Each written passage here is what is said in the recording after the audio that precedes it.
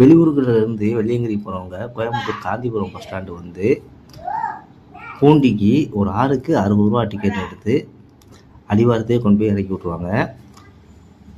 அங்கே பொருட்களை வைக்கிற அறைக்கு 10 ரூபா தனியாக. ஒரு நாள் ஃபுல்லாமே வந்து 10 ரூபா தான்.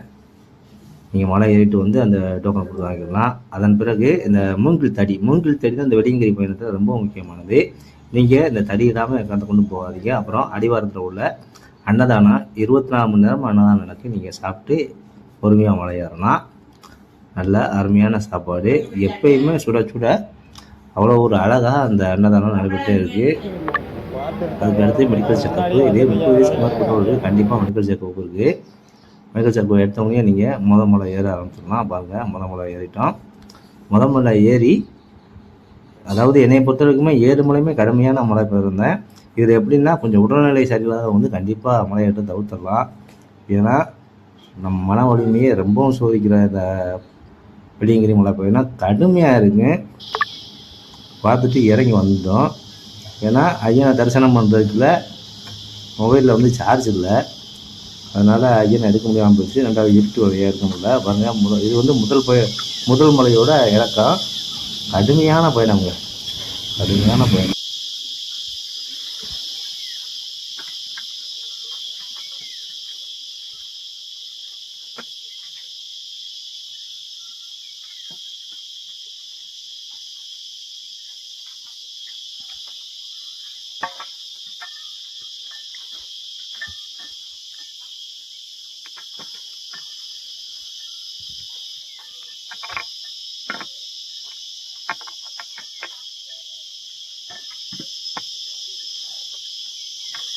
நடந்து போனோம்.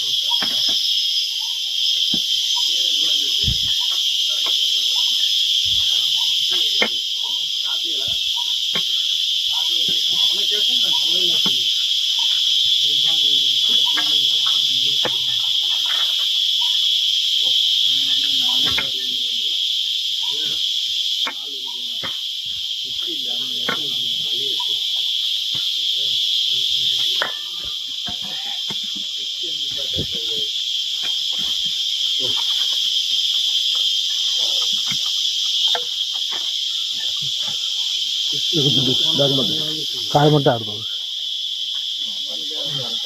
நமக்கு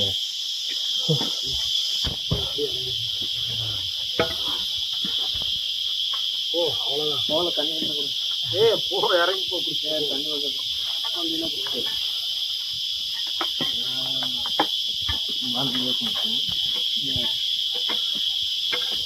ஆறு வரைக்கும்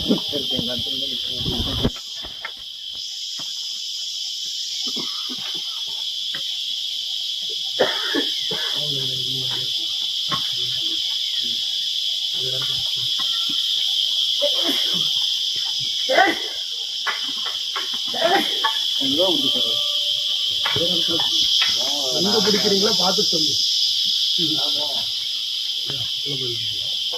லேட் ஆகும். அந்த கூப்பிடுவாங்க.